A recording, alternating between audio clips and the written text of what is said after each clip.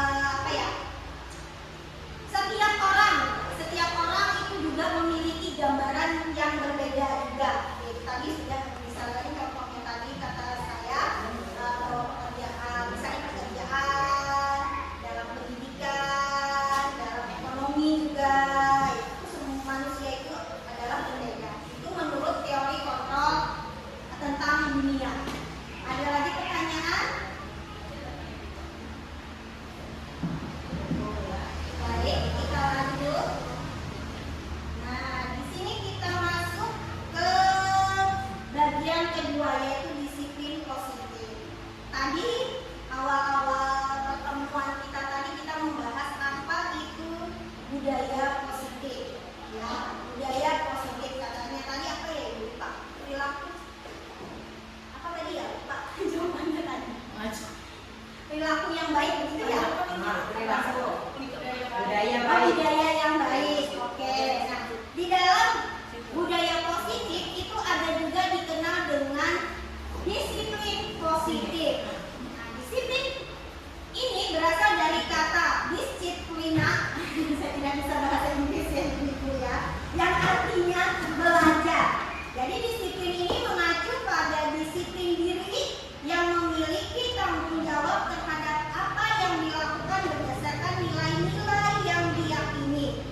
Disiplin positif ini merupakan salah satu cara penerapan disiplin yang bertujuan untuk menumbuhkan kesadaran serta memberdayakan peserta didik tanpa imbalan, penghargaan atau reward, ancaman atau hukuman. Sebagai pendidik, tujuan kita adalah menciptakan peserta didik yang memiliki disiplin diri sehingga mereka berperilaku mengacu kepada nilai-nilai kebajikan universal dan memiliki motivasi intrinsik dalam perubahan perilaku ke arah lebih baik. Nah, dalam pembahasan disiplin positif ini, kira-kira di benak ibu-ibu itu apa ya tentang disiplin positif ini? Pernahkah kita selama ini disiplin dalam waktu? Ya,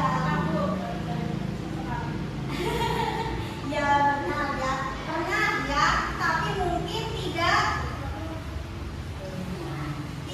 sepenuhnya. Sama saya juga kalau membahas tentang disiplin mungkin memang kurang ya. Disiplin waktunya itu kurang. Nah, ada pertanyaan lagi tidak? Membahas tentang disiplin positif. Oke, kita lanjut. Nah, selanjutnya adalah nilai-nilai kebajikan. Nilai-nilai kebajikan ini adalah nilai yang disepakati bersama, lepas dari suku bangsa, agama, bahasa maupun latar belakang. Contoh nilai-nilai kebajikan universal dari yang dikutip dari institusi pendidikan itu yang pertama adalah profil pelajar Pancasila yang terdiri dari beriman dan bertakwa kepada Tuhan Yang Maha Esa dan berakhlak mulia yang sudah kita bahas ya, mandiri, bernalar kritis, berkebinekaan global, bergotong royong dan kreatif. Yang kedua itu PBO, Primary Year Program atau PYP. Itu contohnya adalah toleransi, rasa hormat, integritas, mandiri, menghargai, antusias, empati, keingintahuan, kreativitas, kerjasama, percaya diri, dan kompetensi. Yang ketiga, menurut keterampilan hidup atau life skill, ini nilai kebajikannya itu dapat dipercaya, lurus hati, pendengaran yang aktif, tidak merendahkan orang lain, serta memberikan yang terbaik dari diri. Nah, ini adalah nilai-nilai kebajikan yang ada pada seorang guru, yang harus dimiliki oleh seorang guru menurut menurut universitas dari institut pendidikan. Seperti itu. Ada pertanyaan? Oke, kita lanjut. Selanjutnya adalah kebutuhan dasar manusia. Seluruh tindakan manusia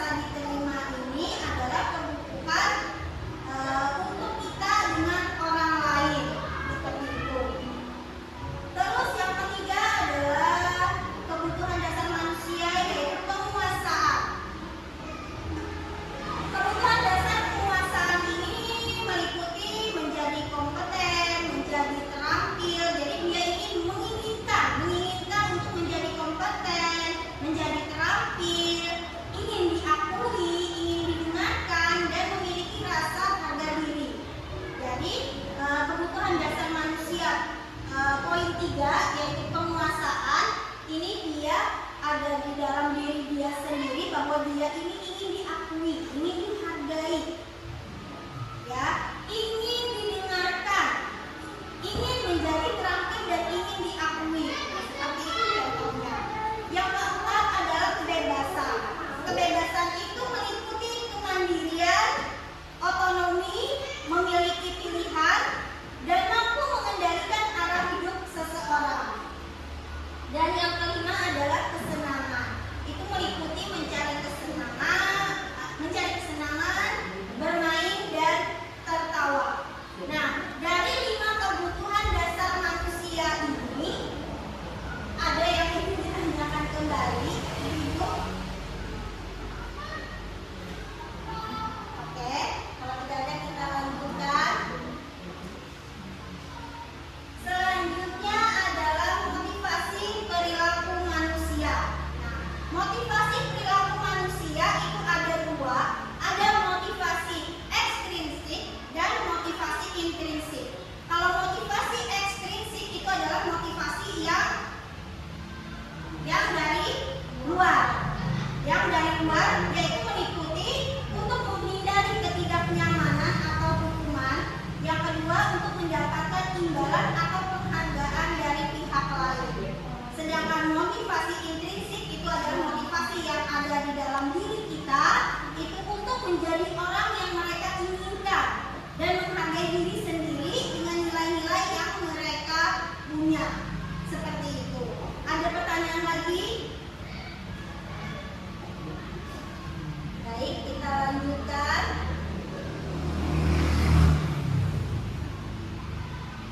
Nah, kita membahas lagi yaitu motivasi perilaku manusia. Motivasi perilaku manusia itu dibagi menjadi 3, ada hukuman, ada konsekuensi, ada juga restitusi. Kita membahas yang pertama adalah hukuman. Hukuman ini tidak berhubungan dengan kesalahan yang diperbuat, bersifat satu arah, berupa hukuman fisik dan psikis. Mungkin selama ini kita dengan siswa kita mungkin banyak sekali memberi hukuman, ya. Misalnya tidak mengerjakan PR, disuruh lari, disuruh membersihkan WC, mungkin seperti itu ya yang kita lakukan sekarang. Nah,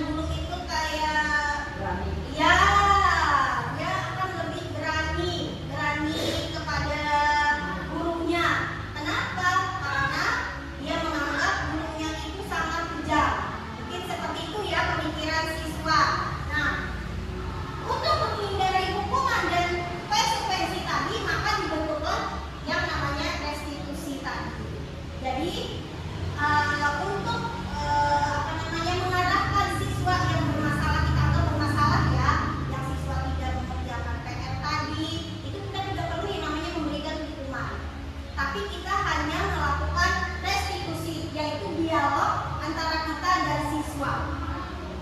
Jadi dialognya itu yang bagaimana nanti akan kita bahas. Jadi di sini ada ya. Nah, nanti akan kita bahas tentang apa itu restitusi tadi. Nah, di dalam posisi kontrol guru ini ada yang sebagai penghukum, pemantau, pembuat merasa bersalah, teman, dan manajer. Dari kelima posisi kontrol guru dari kelima ini yang selama ini kita laksanakan di sekolah itu adalah sebagai penghukum, pemantau, dan pembuat merasa bersalah selama ini. Nah, ternyata posisi kontrol yang kita laksanakan atau yang kita tanamkan beberapa tahun yang dulu itu ya dalam pembelajaran itu merupakan kesalahan. Kenapa saya bilang kesalahan? Karena posisi kontrol guru sebagai penghukum, sebagai pemantau, serta pembuat merasa bersalah itu ternyata tidak baik dilakukan di dalam pembelajaran yang mencerminkan profil pelajar Pancasila. Jadi seorang guru itu seharusnya dia mempunyai posisi kontrol guru itu sebagai teman dan sebagai manajer. Seperti itu. Jadi kita sebagai guru ini yaitu tadi ya Bu ya, kita banyak belajar. Saya juga masih banyak belajar. Jadi di dalam pembelajaran itu kita ini harus menjadi teman dan menjadi manajer. Apa itu manajer? Nanti kita bahas di sini. Bu ya.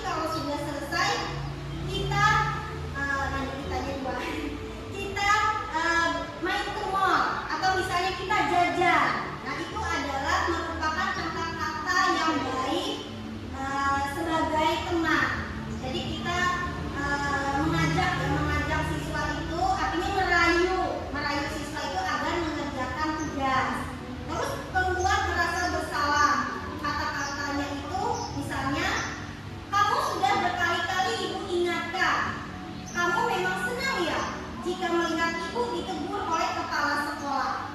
Nah, ini adalah kata-kata yang membuat siswa itu merasa bersalah. Jadi kamu sudah berkali-kali ibu ingatkan, kamu memang senang ya jika melihat ibu ditegur oleh kepala sekolah. Mungkin selama ini kita pernah mengalami seperti itu ya. Pernah, saya juga pernah. Terus pemantau. Kata-katanya itu, kamu sudah melakukan kesalahan dan sudah tahu konsekuensinya. Sekarang selesaikan tugasmu dan segera dikumpulkan. Artinya sedikit memaksa ya. Nah, mungkin di dalam posisi kontrol sebagai pemantau ini juga kita pernah melaksanakan, pernah menggunakan kata-kata itu seperti memaksa kepada siswa ya di dalam kelas. Nah, kalau di posisi kontrol yang terakhir yaitu manajer, kata-katanya itu contohnya, kamu sudah tahu kesalahanmu, keyakinan sekolah apa yang kamu langgar, dan apa yang akan kamu lakukan untuk menyelesaikan masalahmu. Nah, artinya posisi kontrol manajer ini, guru ini sebagai penengah, ya, sebagai penengah sehingga bisa memberikan solusi yang terbaik untuk siswanya. Jadi tidak memaksa, tidak juga membuat siswa itu merasa bersalah, tidak juga memberi hukuman. Nah, di situ makanya sudah saya bilang tadi bahwa kita sebagai guru ini harus merubah cara belajar kita, yaitu dengan dua posisi kontrol yang baik. Kalau menurut saya yang baik itu sebagai teman dan sebagai manajer. Ada pertanyaan lagi? Oh ya, kalau dilihat dari penjelasan itu ya, menurut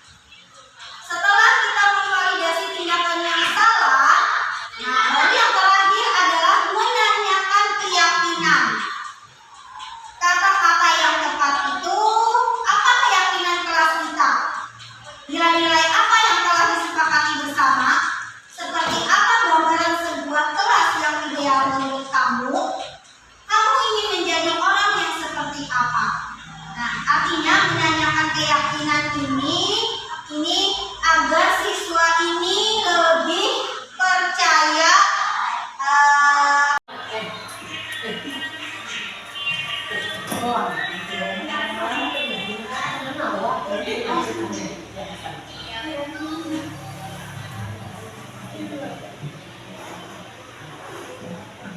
Silakan Ibu. ya. Ini adalah salah satu contoh penerapan segitiga restitusi yang kami laksanakan kemarin di kelas ya. Ini contoh. Nah, ini adalah menstabilkan identitas.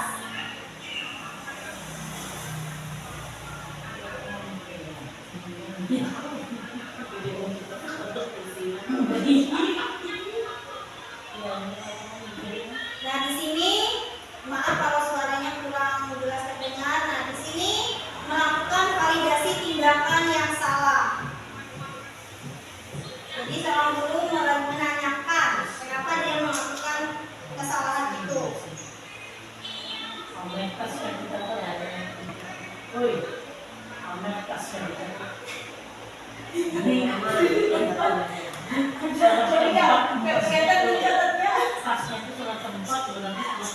Sebenarnya ini apa namanya laptop.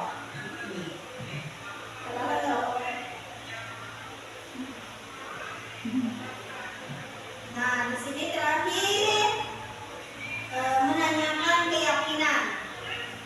Jadi bagaimana tindakan selanjutnya dalam menyelesaikan masalah yang dia hadapi. Jadi di sini ceritanya ini siswa ini dia berkelahi dengan salah satu siswa di mana dia melemparkan sepatunya ke arah temannya sehingga sepatunya itu terkena muka temannya sehingga hidung temannya itu berdarah. Seperti itu kasusnya ya gambarannya. Jadi setelah pulang sekolah siswanya dipanggil. Jadi siswa dengan guru ini melakukan restitusi, melakukan dialog, menanyakan kenapa siswa itu sampai melakukan perbuatan itu, terus bagaimana dia menyelesaikan masalahnya seperti itu kemarin. Tapi mohon maaf ini suaranya kurang jelas ya. Jadi gambarannya seperti itulah kasusnya ini. Nah, dari pemaparan saya hari ini ada yang ditanyakan lagi nggak tentang budaya positif?